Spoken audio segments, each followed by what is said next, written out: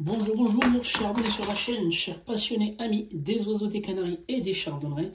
Encore une nouvelle vidéo sur Canaries du 28. Et les amis, là je vais essayer de répondre en fait à deux questions qui ont suivi en fait la dernière vidéo dans laquelle on avait fait un petit exercice pour essayer de sexer une partie des jeunes via la mutation, la transmission de la mutation entre les géniteurs et les jeunes, les amis. Donc du coup j'ai eu deux questions, j'ai répondu dans un premier temps par commentaire aussi, par écrit, et puis je vais essayer en fait de détailler un petit peu, ça pourrait aider certains débutants, les amis. Donc du coup la question, je vous la partage le commentaire. Donc du coup il y a une personne qui me dit, elle a eu un mâle, donc un mâle classique sur une femelle Isabelle. Isabelle, voilà. Donc elle a eu des classiques. Donc ces deux-là, ils ont donné ancestraux des femelles. Elle voulait savoir, est-ce que les femelles sont porteuses d'Isabelle. Donc voici le contexte, les amis. Donc un mâle classique ou un mâle ancestral sur une femelle Isabelle. Ils ont donné des jeunes classiques et donc la personne a sexé ces jeunes, donc c'était des femelles. Et comme la maman était mutation, on voulait savoir est-ce que ces jeunes femelles classiques sont porteuses d'Isabelle, de la mutation Isabelle comme la maman, les amis. Je vais juste redresser un petit peu. Voilà.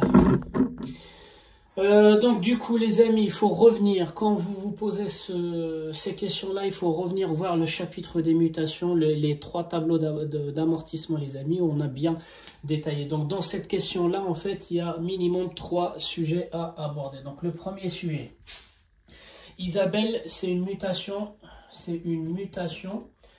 liée au sexe. Liée au sexe. Ça veut dire quoi? Ça veut dire cette mutation-là fait partie d'un groupe de mutations qui se mettent sur des chromosomes sexuels, qui nous permettent de savoir au laboratoire est-ce que nos jeunes sont des mâles ou des femelles. Donc il y a deux types de chromosomes chez les oiseaux. Et les laboratoires où la science se sert d'étudier ces deux types de chromosomes pour savoir votre sexe du jeune. Est-ce que c'est un mâle? Est-ce que c'est une femelle? Et on avait vu dans le détail en fait le lien entre le sexage et les mutations liées au sexe. Donc en gros, les mutations liées au sexe se mettent sur un chromosome qu'on va appeler X. Donc ce qu'on avait vu dans le premier chapitre, c'est que les mutations liées au sexe, nous avons un mâle mutant, nous avons un mâle porteur et nous avons des femelles mutantes. Il n'existe pas de femelles porteuses d'Isabelle, d'Agathe, de brun, brun pastel, Isabelle pastel, pastel, etc., etc. Donc le groupe, donc ça c'était la première question. Donc la première question n'a rien à voir avec la dernière vidéo, elle a à voir en fait avec une des vidéos qu'on avait fait il y a 2 ans. Du moment où vous identifiez que votre mutation elle est liée au sexe, vous devez dérouler tout de suite. Un mâle il peut être mutant, un mâle il peut être porteur, et un mâle et une femelle, elle ne peut être que mutante. Il n'existe pas de femelle porteuse dans la liste de ces mutations liées au sexe. Pourquoi? Parce qu'un mâle mutant, il a 2X. On sait qu'il est un mâle dans le sexage parce que on cherche sous microscope en fait ses chromosomes et on trouve qu'il a 2 fois le même chromosome. Donc les 2 chromosomes, ils peuvent porter la mutation Isabelle. Un mâle porteur de la mutation Isabelle, comme il en a 2, il peut la porter sur un des 2, soit celui-ci, soit celui-ci. C'est ce qu'on appelle un mâle porteur. Et la femelle, pour savoir si c'est une femelle sous microscope, en fait, on trouve chez elle qu'un seul chromosome X, contrairement au mâle. Au mâle, il en a 2. Sous microscope, on voit que c'est un mâle quand on voit 2 fois le X. Et comme il a la possibilité d'avoir l'Isabelle ou tout court une mutation liée au sexe, soit sur le premier X, soit sur le deuxième X, dans ce cas-là, on va l'appeler porteur, soit dans les deux, dans ce cas-là, on va l'appeler mutant. Une femelle, non, elle n'a qu'un seul X sous microscope, et c'est le seul qui peut porter, en fait, la mutation liée au sexe.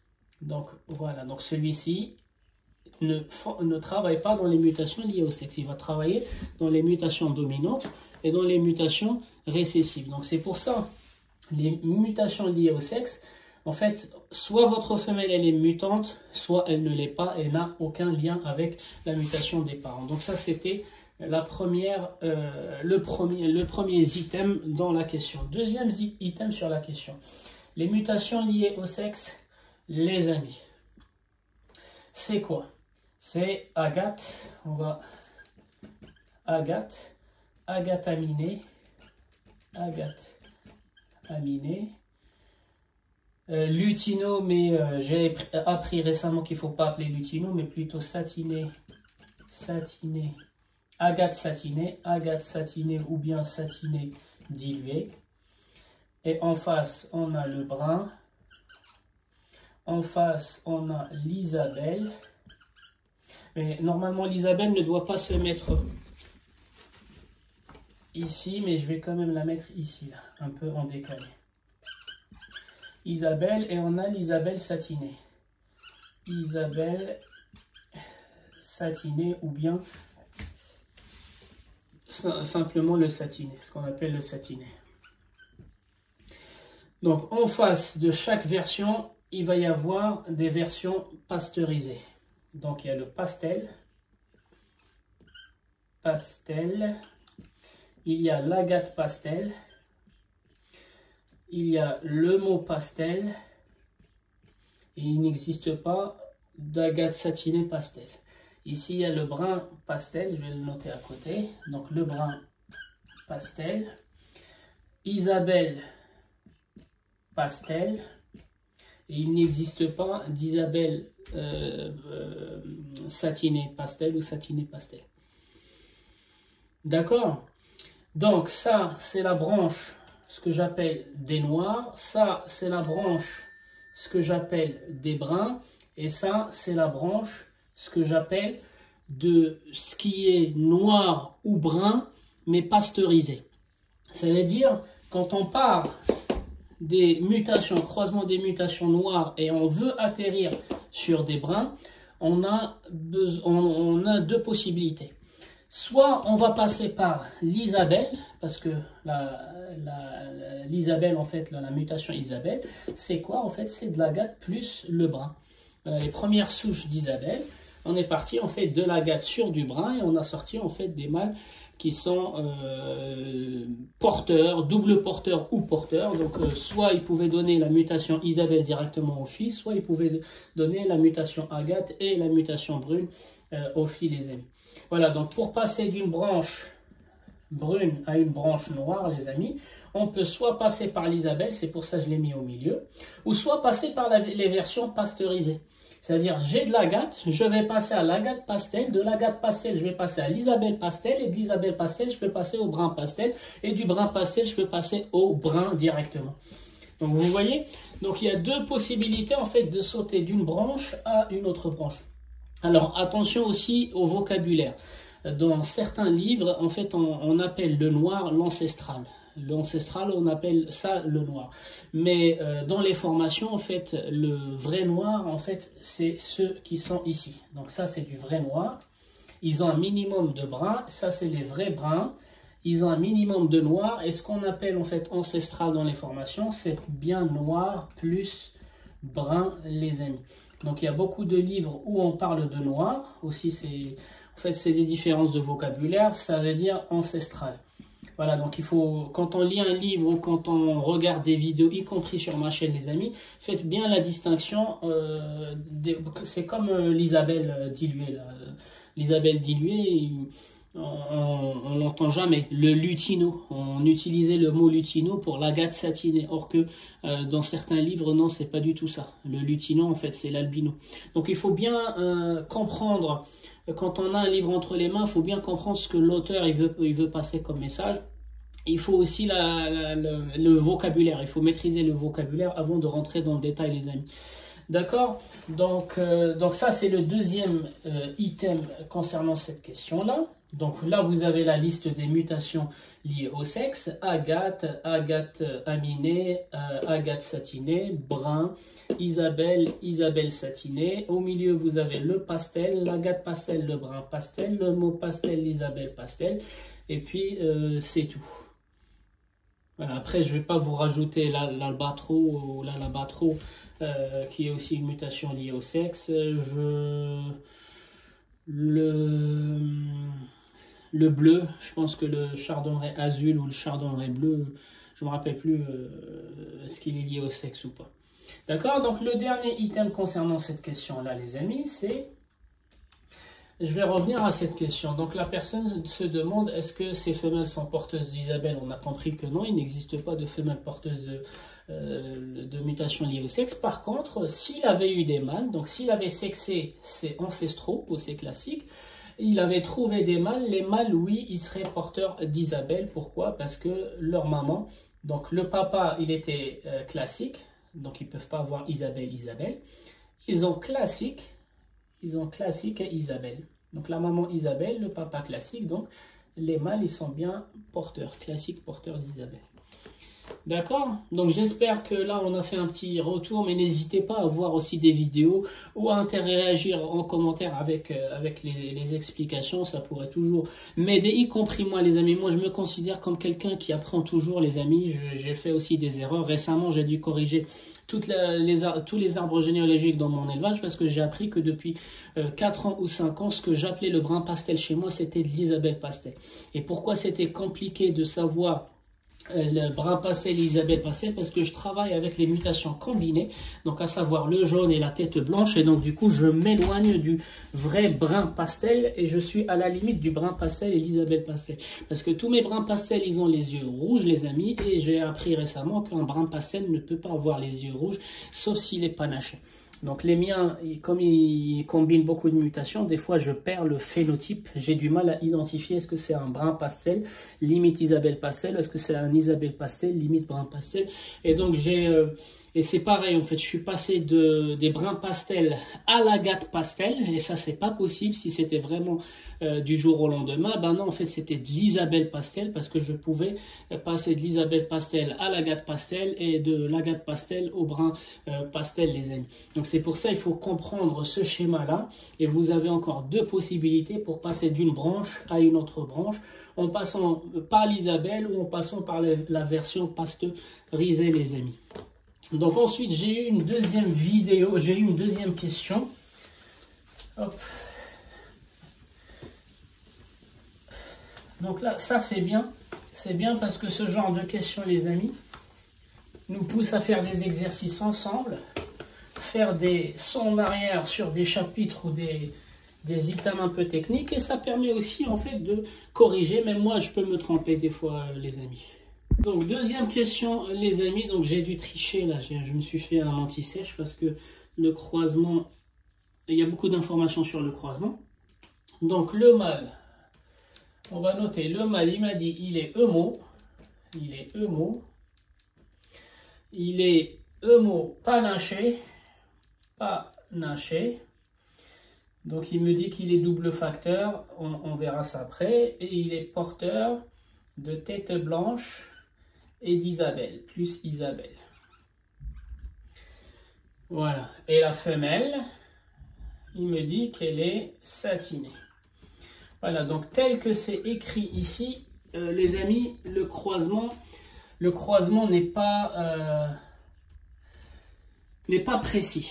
Donc, on va commencer. Le premier item, c'est EMO.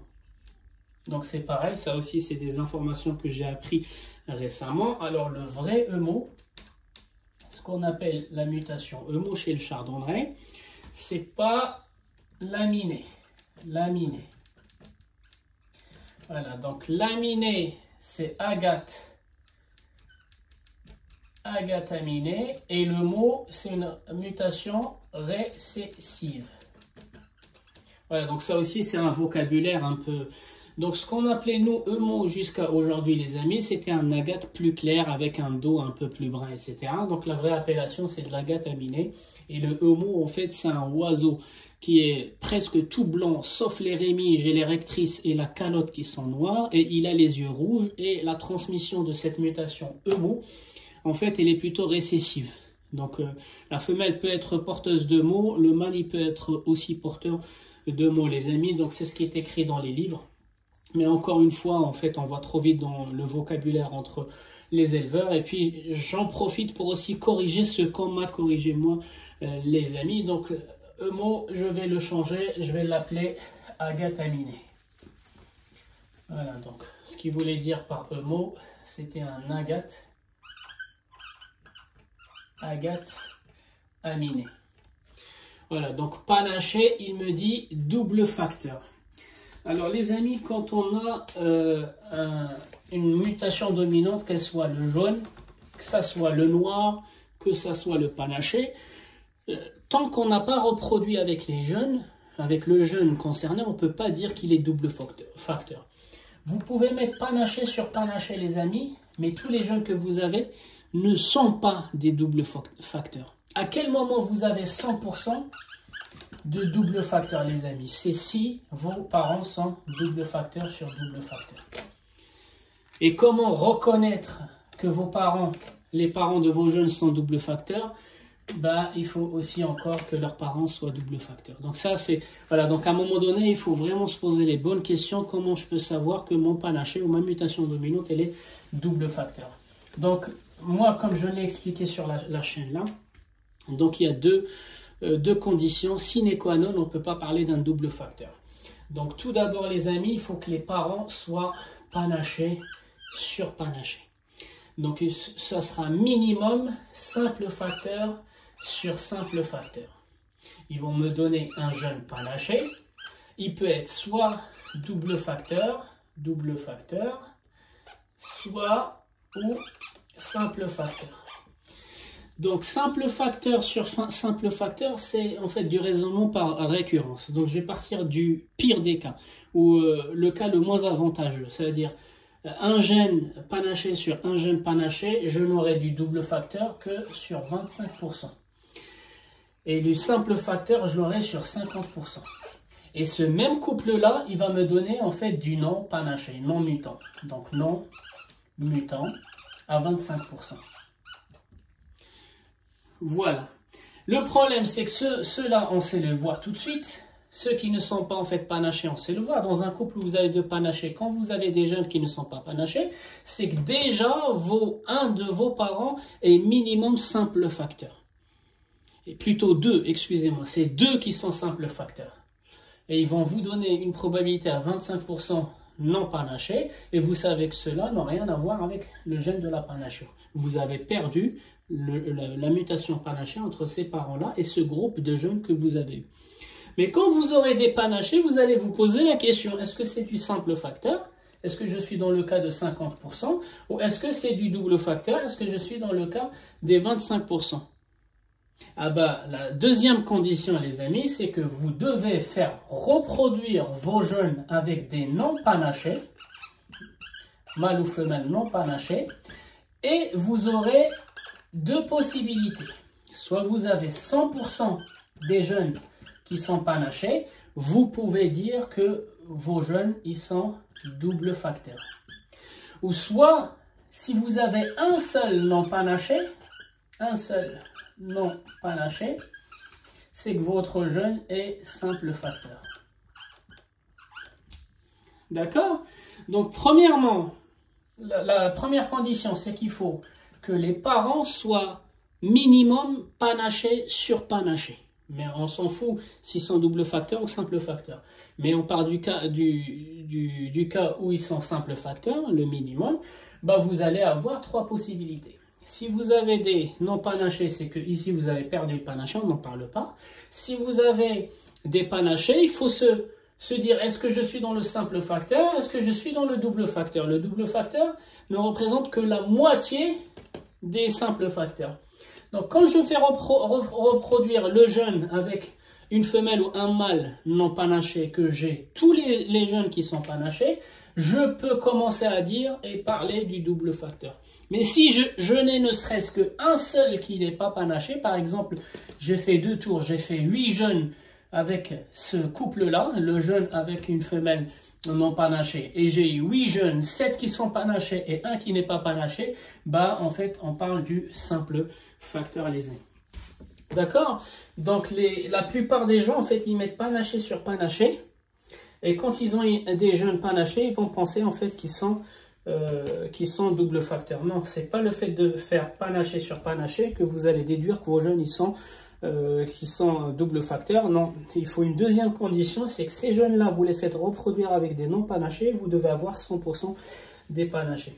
D'accord, donc ça c'est juste pour corriger le vocabulaire, les amis, mais on va revenir. Donc moi je vais partir du principe que c'est vrai qu'il a des panachés double facteur qui sont porteurs de tête blanche et porteurs d'Isabelle, les amis. Et la femelle, elle est satinée. Donc le mot satiné, il est vague ici. Est-ce que c'est du brun satiné? Est-ce que c'est de l'agate satinée? Donc ça, je n'en sais rien. Et la réponse va aussi dépendre de cette... Donc si on a de l'agate, donc imaginez bien, on a un agate porteur d'Isabelle. On va le mettre sur le satiné. Donc si on a le brun ici, l'agate et le brun, on va revenir au classique, soit porteur d'Isabelle, soit double porteur brun et agate. Si j'ai mon agate ici et je le mets sur le satiné agate, je reste sur la même branche des noirs. Donc j'aurai des agates porteurs d'agate satinée ou le satiné dilué. Donc c'est pour ça, le résultat n'est pas le même. Donc j'ai changé de marqueur, je vais juste regarder. Ah, ça c'est bon. Donc du coup, on va commencer à écrire en fait le mâle. Donc le mâle, on a dit c'est XX. Donc agate aminé, porteur d'Isabelle. Donc j'ai une mutation liée au sexe, une mutation liée au sexe. Et j'ai 2 places chez les mâles, j'ai 2 places pour la mutation liée au sexe. Donc Isabelle. D'accord? J'ai panaché double facteur. Donc je vais lui mettre un plus. S'il était simple facteur, je ne mettrais que 1 plus. Mais voilà, soit là, soit là. Et j'ai tête blanche, mutation récessive. Donc c'est pareil, soit je peux la mettre là, soit je peux la mettre là. Mais lui, il ne nous dit pas la tête blanche, est-ce que c'est sa maman ou c'est son papa qui l'a eu. Donc du coup, je vais la mettre ici au pif. Mais elle aurait pu être aussi de ce côté-là, les amis. Donc du coup, la femelle XY, elle est juste satinée. Donc le Y ne va pas du tout fonctionner. Le Y ici ne va juste donner le sexe aux filles. Donc la maman, ici, elle ne va juste participer pour donner sa mutation liée au sexe, le satiné, au mâle, et aux filles, elle va leur donner en fait le sexe féminin. D'accord? Donc ce Y-là ne fonctionne pas pour la mutation, mais il va fonctionner pour le sexe. C'est la maman qui va déterminer les femelles, parce qu'elle va leur donner en fait le Y. Et la maman, elle est satinée. Donc satinée, on a le choix, soit c'est du brun satiné, soit c'est de l'agate satinée, pour éviter en fait de revenir sur le classique double porteur. Ce que je vais faire, c'est que je vais mettre directement agate satinée. Agate satinée. D'accord? Voilà, donc là on a écrit, donc on va faire la règle de distribution, ça. Donc ça va me donner X plus agate aminée sur X agate satinée. Pareil, agate aminée panachée sur Y. Isabelle panachée tête blanche sur agate satinée, et Isabelle panachée tête blanche sur Y. Donc là j'ai une belle brochette de diversité, donc c'est bien en fait, avec juste 2 sujets il a sorti en fait plusieurs. Donc ici on a les filles, ici on a les filles. Donc c'est pour ça que je vous ai dit en fait ce Y là ne fonctionne pas dans les mutations, mais il va fonctionner dans le sexage des jeunes. La maman, elle ne va donner aux filles que le sexe féminin. Elle ne leur donne pas de mutation. C'est plutôt le papa qui va donner des mutations à la fille. Mais par contre la maman va donner sa mutation au garçon. D'accord? Donc ici, on a agate aminé. Donc ça, c'est agate aminé, panaché, simple facteur. Voilà, donc il aura des femelles agate aminées, panaché en simple facteur. Donc je pars encore du principe que son panaché est vraiment un double facteur. C'est pour ça que je lui ai mis un de plus. Ici, je vais partir sur de l'Isabelle, donc femelle Isabelle. Isabelle, panaché encore simple facteur, porteuse de tête blanche. Voilà. Donc déjà, rien que chez les femelles, il a eu de l'Isabelle panachée, porteuse de tête blanche, et de l'agate aminée panachée. Donc c'est bien, pour les femelles, il s'en sort bien. Donc maintenant, les mâles. Hop. Donc ce mâle-là, pourquoi mâle? XX mâle, XX mâle, et les autres c'est XY femelle, XY femelle. Les gens ils me disent c'est des maths, c'est pas des maths les amis. La seule règle mathématique c'est la distribution, tout le monde sait faire de la distribution. Donc ici je suis sur de l'agate aminée, panaché simple facteur,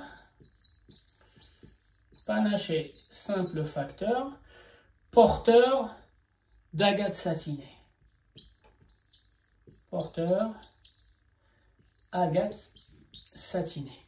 Ça veut dire ce mâle-là, l'année prochaine, peu importe la femelle avec laquelle il va le mettre, il va lui donner de l'agate satinée. Il revient sur la mutation de la grand-mère. On avait dit que c'était ça. L'agate satinée. D'accord? Donc, vaut mieux que dans cet accouplement, ce qu'il appelait satiné, c'était de l'agate satinée. Parce que si ça aurait été du brun satiné, c'est pas du tout la même chose. On va revenir sur du classique. Mutation brune, mutation agate. Ici, on reviendra sur un classique. Soit porteur d'Isabelle, soit porteur de double porteur agate et brun, les amis. D'accord? Donc là, il s'en sort bien. Je pars du principe que c'est de l'agate aminée. Donc, il a un agate aminé comme la femelle, panaché comme la femelle.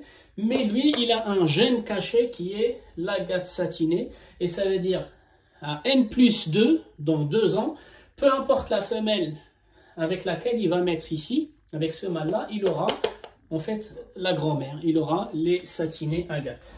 D'accord? Ici, c'est un autre mâle, donc qui sera Isabelle. Il sera Isabelle. Panaché, porteur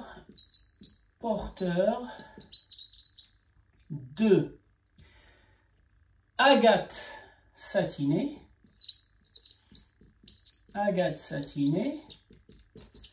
et tête blanche. D'accord? Donc là, il a eu des femelles Isabelle panachées porteurs de tête blanche. Ici, il a eu des mâles Isabelle panachées porteurs de tête blanche, mais porteurs d'agate satinée aussi. Ici, il a eu des agates aminées panachées. Ici, il a eu des agates aminées panachées porteurs d'agate satinée, les amis. Et puis, il a retrouvé à partir de 2 mutations, il a généré toutes ces mutations. Donc, d'où l'importance des mutations combinées, les amis. Donc, vous voyez très bien, c'est de l'agate aminée, panaché, tête blanche, porteur d'Isabelle. Ça donne énormément et donc, si la personne choisit correctement ces 2 reproducteurs, mâle et femelle, avec mâle, plusieurs mutations dessus, en fait, on retrouve toute une belle brochette en fait, de mutations chez les jeunes. Mais par contre, il ne faut pas combiner les mutations n'importe comment, les amis.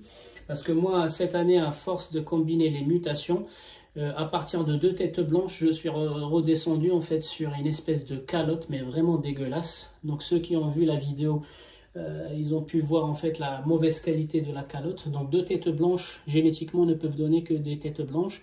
Et moi, à force de cumuler en fait des mutations sur la mère et sur le père, en fait je suis revenu sur des jeunes qui ont une calotte ou une empreinte de calotte qui est vraiment dégueulasse. Donc voilà, ces sujets-là, on ne peut pas les garder pour la reproduction parce qu'ils vont nous abîmer la calotte chez les jeunes ou dans la souche.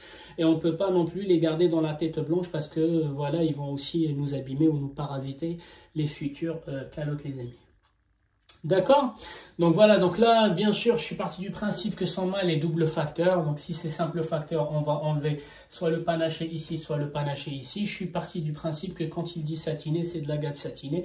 Parce que sinon, ça aurait pu être le brun satiné. Les résultats seront complètement différents. Donc quand il y a le brun avec le noir, on revient sur du classique. Donc maintenant, je vais juste revenir sur quelqu'un qui m'a fait une photo d'un livre connu. Voilà. Pour me dire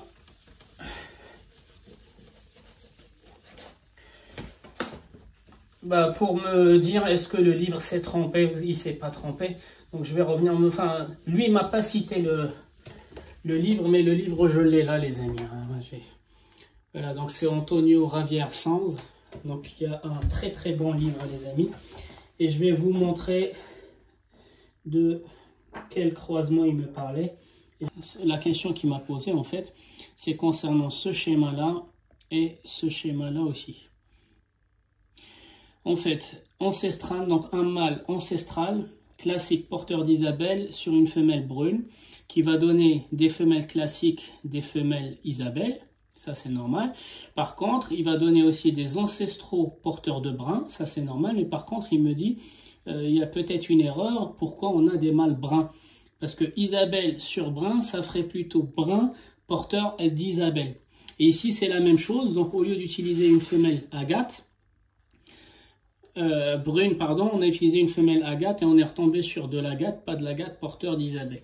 Ben, en fait, il fallait vraiment, il faut pas ouvrir. C'est pour ça que je vous dis, quand vous avez un livre devant vous, et on a plein des livres, hein, il faut vraiment tout lire. Vous ne pouvez pas, en fait, ouvrir le livre sur cette page-là et juger ce qui a été là. Il y a un vocabulaire à lire, il y a un historique.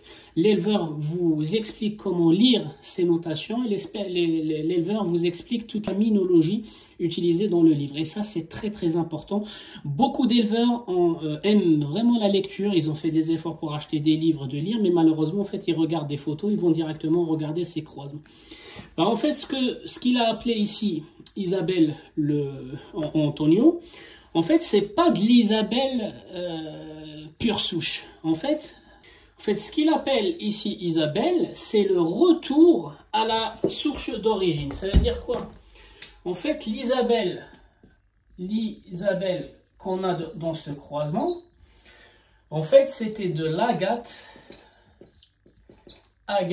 plus brun, qui a donné cette Isabelle qui est là. D'accord? Et c'est ce qu'on va appeler le passe-partout. Comme pour le cas du pastel que je vous ai montré dans la dernière vidéo. Passe-partout. D'accord? Donc quand il va travailler, il ne va pas travailler sur les mâles avec l'Isabelle. Il va travailler avec le brun ou l'agate. C'est-à-dire quand on va le mettre avec une femelle brune, on va revenir sur le brun, la mutation de la mère ou du père. Et quand on va le mettre sur l'agate, on va revenir, c'est pour ça que je vous ai dit, le passe-partout, il passe aussi bien avec la mutation du père ou la mutation de la mère. Sauf que ici, le père, il est Isabelle, mais c'est un faux Isabelle. C'est un Isabelle qui est issu, en fait, de mélange de deux mélanines, agate et brune. C'est-à-dire, ces enfants, c'est forcément l'agate si on l'a mis avec une agate, ou brun si on l'a mis avec une brune. On revient, en fait, chez les parents. Il passe aussi bien avec la mutation du père que la mutation de la mère, les amis. D'accord? Donc, il faut bien comprendre, et ça, c'est bien expliqué. Avant d'arriver à cette page-là, c'est bien expliqué que l'Isabelle, sur lequel on a fait qu'on a fait en fait le croisement, c'est bien issu en fait de l'agate sur du brun. Parce que quand vous faites agate sur le brun, les amis, vous avez soit un double porteur agate et brun, soit vous avez un porteur d'Isabelle. sachant que l'Isabelle, en fait, c'est Agathe plus Brun. C'est-à-dire ce porteur d'Isabelle, on l'a appelé dans le langage de la transmission qu'on est en train de faire Isabelle, juste parce que c'est Agathe plus Brun. C'est chiant d'écrire Agathe plus Brun. D'accord? Mais voilà, donc soit ça va se traduire par un phénotype Isabelle chez les filles de 2 ans, dans 2 ans, plus 2 ans, soit ça va se traduire par des mâles Agathe et des mâles bruns indépendamment, les amis. Donc c'est pour ça, pour ceux qui veulent comprendre la signification du passe-partout ou du double porteur, les mâles double porteurs, revenez voir la vidéo qu'on avait faite. Donc on avait dit que le double porteur passait aussi bien avec la mutation du père qu'avec la mutation de la mère. Et quand on le met avec une femelle en face qui a soit la mutation du père, il revient, il donne des filles comme la mutation du père, et si on le met avec une femelle qui a la même mutation de sa mère, il revient sur des femelles pareil que la mère ou le père, les amis. Donc c'est bien le double porteur. Et encore une fois, quand vous lisez les livres, les amis, commencez par la première page, parce que si vous loupez la première page ou les chapitres d'avant, vous pouvez louper la façon ou toute la terminologie nécessaire pour comprendre la suite en fait des croisements dont les auteurs et les éleveurs nous partagent dans les livres, les amis. J'ai eu énormément de questions sur les croisements dans les livres, les amis. Juste, c'était pas des erreurs, c'est juste parce que les personnes vont ouvrir directement les pages des croisements sans avoir lu au préalable toutes les introductions, toute la terminologie qui va les aider à mieux comprendre les croisements. Les amis, c'était Canaries du 28. Je vous souhaite un bon visionnage et je vous dis à la prochaine vidéo.